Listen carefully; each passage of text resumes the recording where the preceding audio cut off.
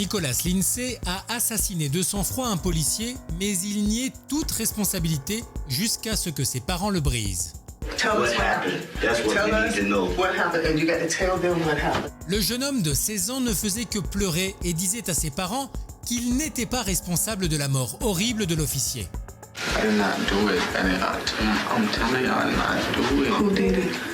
Le père et la mère soupçonnaient Nicholas d'être le criminel et c'est pourquoi ils faisaient tout ce qu'ils pouvaient pour faire avouer leur fils.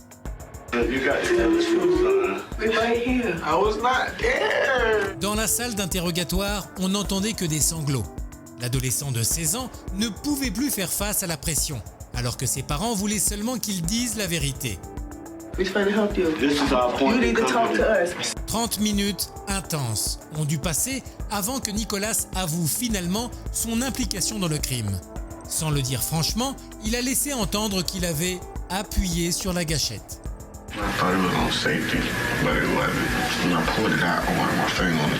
À tout juste 16 ans, le jeune homme est devenu l'auteur avoué de l'horrible meurtre de David Crawford, un policier local bien aimé de Saint-Pétersbourg. Mais au-delà de l'horreur du crime, ce qui a choqué tout le monde, c'est l'attitude des parents et tout ce qu'ils ont fait pour que leur fils se confesse.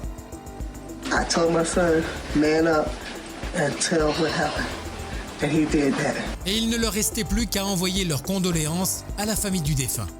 On behalf of me, my son, and our entire family, we send our deepest and sorry sympathy to the family and his colleague that he worked with.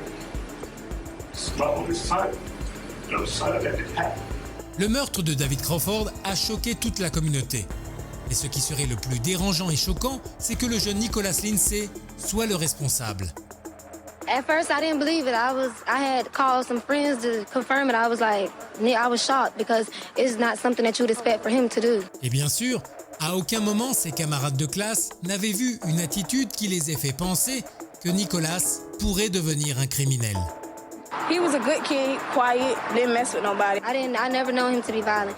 Like you see around school, he was always smiling, happy and stuff. And you ask him for anything, he'll give it to you if he have it. He was a very nice kid. Cependant, ses parents savaient que dans la salle d'interrogatoire, leur fils mentait comme un arracheur de dents.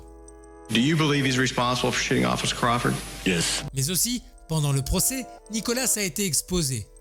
Il n'arrêtait pas de pleurer devant eux pendant l'interrogatoire. He was scared. He was very sincere. I've never seen him cry like that before. He was just like a newborn baby. I mean, scared and almost in a fetal position. And he said that he did not want to die.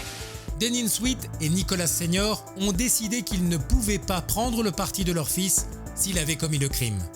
Bien sûr, il avait fait une erreur et il ne pouvait pas prendre la responsabilité de ce qu'il avait fait. Au final, le jeune homme de 16 ans a été condamné à vivre jusqu'au dernier jour de sa vie en prison. Et bien que la défense ait cherché à le faire condamner pour homicide involontaire, il a finalement été accusé de meurtre au premier degré.